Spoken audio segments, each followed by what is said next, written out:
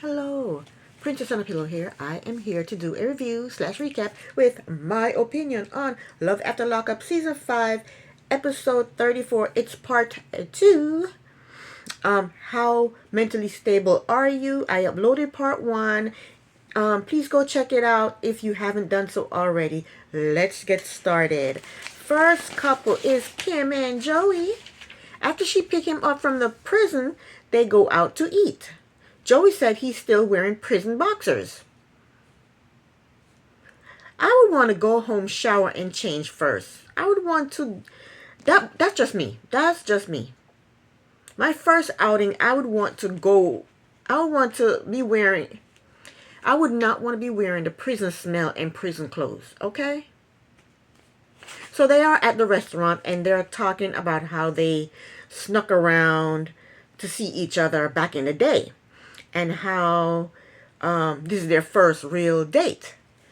Then he throws her under the bus and said, "You were with someone back then and I wasn't." Like, she's the only cheater. Like, she's a cheater and he isn't. I don't like that. Don't throw me under the bus on national TV. Especially when he's a cheater too. Joey, you have the wide hips. You're wearing prison boxers. And you're throwing me under the bus?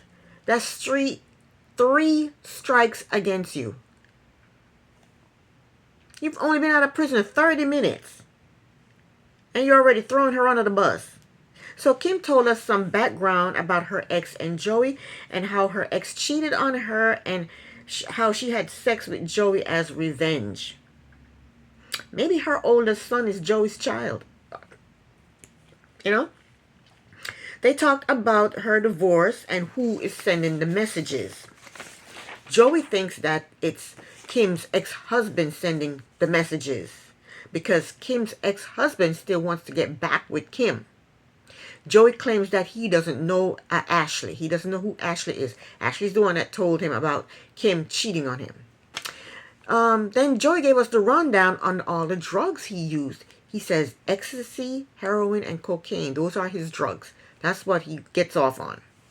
He said he has changed and he's ready to live the good life. So they get to the cabin and Joey thinks the cabin is small but cute. Kimberly is still stressing about Joey seeing her body. Joey should be the one stressing about her seeing his body because when he removed those prison boxers, his belly and his hips are going to just spring right out. They're going to just plop right out at her. Plop right out all over the place. And he has no excuse. He had no C-section. So she puts on a teddy and a robe. Joey did not shower and they get in bed. The next morning, Joey is happy. He said he wants many, many more nights like that. Like that night he had last night. Kim said that the sex was everything she remembered. Kim said there is something Joey does to her that no other man has ever done. Joey told us that they did not use protection. Joey said he never uses protection. And Joey said he wants kids. He wants girls. Now, if Joey has never ever used protection and he slept with just about everybody in that town, and he doesn't have any babies, maybe he's shooting blanks. So next they're driving to a toy store to get her kids some gifts. Because it's Christmas. The next day is Christmas. And she asks him if he's nervous to meet her kids. Joey said no, he's not nervous to meet the kids. Because kids are like dogs. He said you play with them and you give them a toy and then they're good. When he saw the look on her face, he tried to laugh it off and play it off. And said he was only playing. I think he really believed kids are like dogs. I really do. So he pulls up to a toy store and he wants to go in by himself. And he says to her, "Give me your card, sugar mama." And she does. I think she needs to watch Joey's words. Sugar mama, your kids are like dogs. You cheated, I didn't. I'm not happy with Joey right now. What if she were to say things to him like brokey, drug addict, homeless? Joey would have to watch his mouth with me. He would have to watch his damn mouth. Kim told us that Joey has to have a job within the next 6 months. Okay, Kimberly, we'll see. So even though when he goes into the toy store, he realized how expensive the toys are, and even though he sees how expensive the toys are, he still buy a whole bunch of stuff. And he had the stuffed gift wrap. And when he went up to the register, the lady said, "I thought I heard 2316.50." So to me, that means $2,316.50. Those are the numbers I heard the lady say to him when he went up there to pay for the toys. And I think Kim is a damn idiot. I would never have given him my card, and he would have never gone in the store by himself. And then when he comes out of the store, he doesn't even give her card back. She has to ask for her card back. And he didn't give her a receipt. So they're driving, and she asked him how much money did he spend in the toy store. And he said $318, which to me means $318, right? I don't know. Maybe he put some stuff back after she told him the price the first time. I don't know. Maybe. Because I heard the lady say 2316.50. That means to me $2,000, $316 and $16.50. But maybe he put some stuff back. Kimberly said to him, "That's a lot. She told us that she is a single mother and she only makes $15 an hour, and she needs Joey to understand that they don't sell dope." But why the hell did you give him your card? Why? So they're still driving, and he's still referring to her kids as puppies jumping around. So they get to the house, and the kids and his mother, they're not there. And finally they showed up. Kim hugged her kids. He hugged his mother. And Joey told us that his mother is sweet, caring, loving. She takes care of everybody, and she's a good person. But that didn't stop him from hanging out with the wrong crowd and ended up going to prison. That didn't stop that. How loving and caring and giving his mother is didn't faze him. So anyway, the mother left, and they all put on matching PJs. They trimmed the tree. They put out cookies and milk for Santa, and they go to bed. Next couple, new couple. We have a new couple, Bianca and Daniel.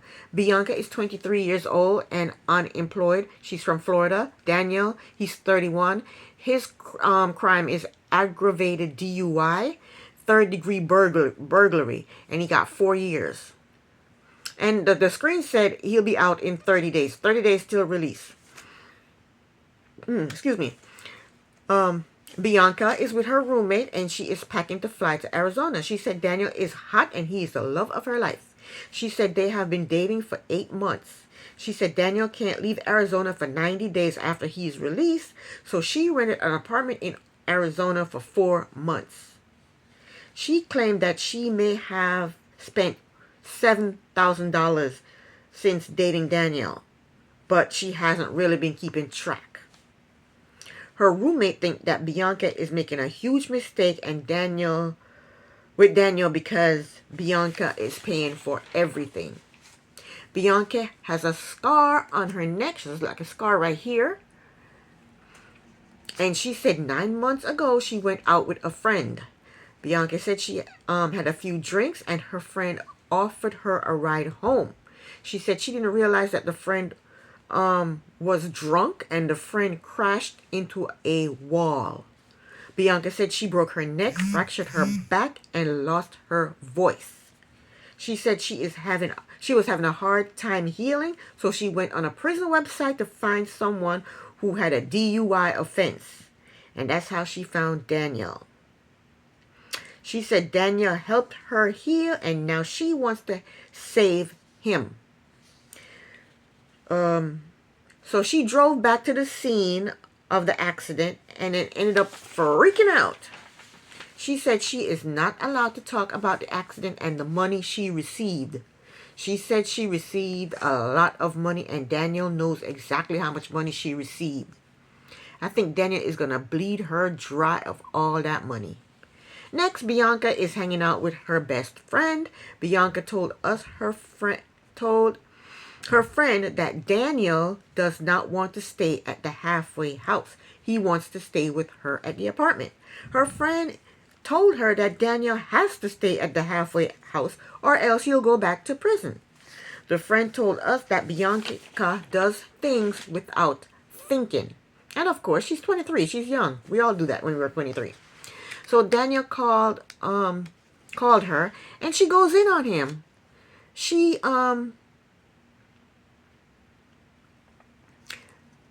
goes in on him for not calling her. And he lies. And he said, I have been calling you. She said, no, you haven't. Why haven't you been calling me? He lies again and said, I've been in class. She goes, no, class ended at 12. It's been 3 hours. Why haven't you called me? He said, lied again. He said, well, the time zone. Damn Daniel. Alcoholic, drug addict, liar, DUIer. Bianca told us that Daniel has been acting weird and not been communicating with her. So the friend asked her if he can talk to Daniel. And the friend asked Daniel if he's going to treat Bianca nice when he gets out. And of course he's going to say yes. And that's what he said. Daniel said he's going to treat her like a beauty queen. How do you treat her like a beauty queen? Give her a sash and a crown and walk her around so she can wave at everybody? How do you treat her like a beauty queen? But Daniel said he's going to treat her like a beauty queen. The friend asked him if he's going to stay at the halfway house when he gets out. Daniel says, F no. He said the actual word. He said, no, he's not staying at no halfway house. The friend told Daniel that he has to stay in the halfway house or he'll go back to jail. Daniel said, so you think so? Daniel, as far as Daniel's concerned, he's going to do what the hell he want to do, and he's not staying at that halfway house. Daniel is not listening to anything that the friend has to say, and then the friend told us that Daniel is a jackass. He said Daniel is not responsible, and Daniel doesn't give a shit, and Daniel is disrespectful. And the friend said Bianca can do a lot better than Daniel. So after they get off the phone with Daniel, Bianca told her friend that Daniel is not going to control her life. She said she said Daniel cannot drink, but if she wants a drink, she's going to drink. She just said that she's trying to heal. She's going to help him with his sobriety, and now she's saying she's going to drink in front of him.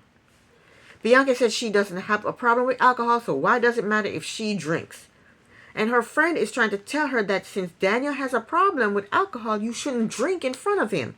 Bianca says she is not going to stop drinking just because her friend told her to. So we find out that Daniel has been married before and he has a 13-year-old son. And Daniel is 31, so he had the son when he was about 18 years old. Bianca said that it doesn't matter that she's leaving all her friends and family because of how much she loves Daniel.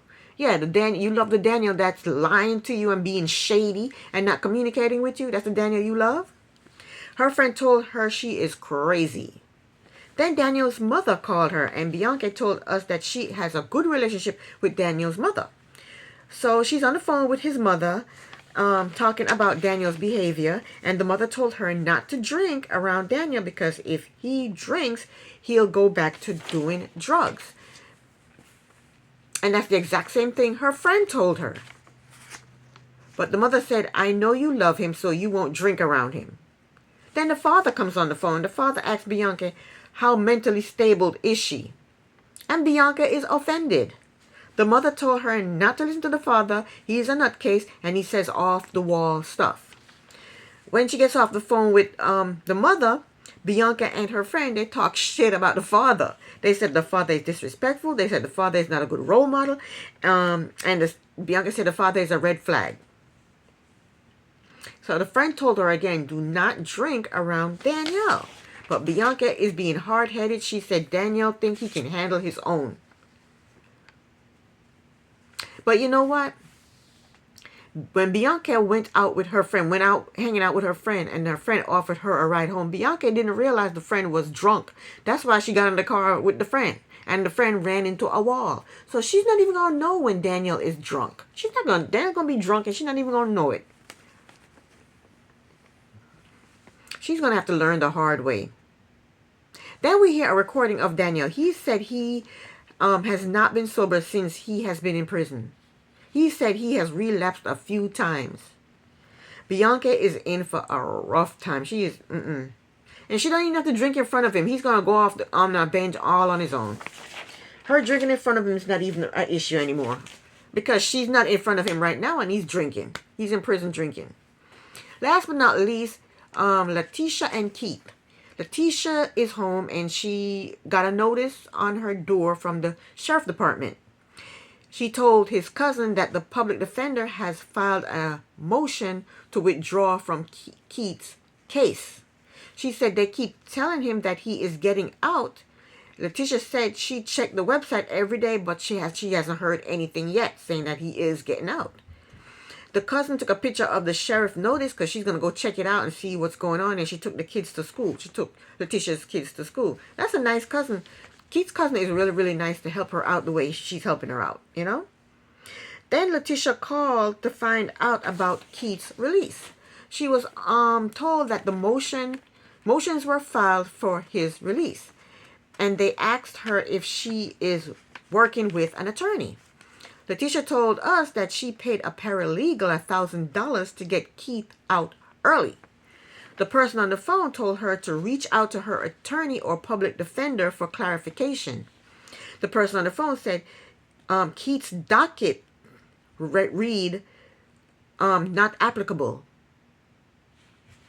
Letitia asked the person on the phone, why isn't he getting immediate release?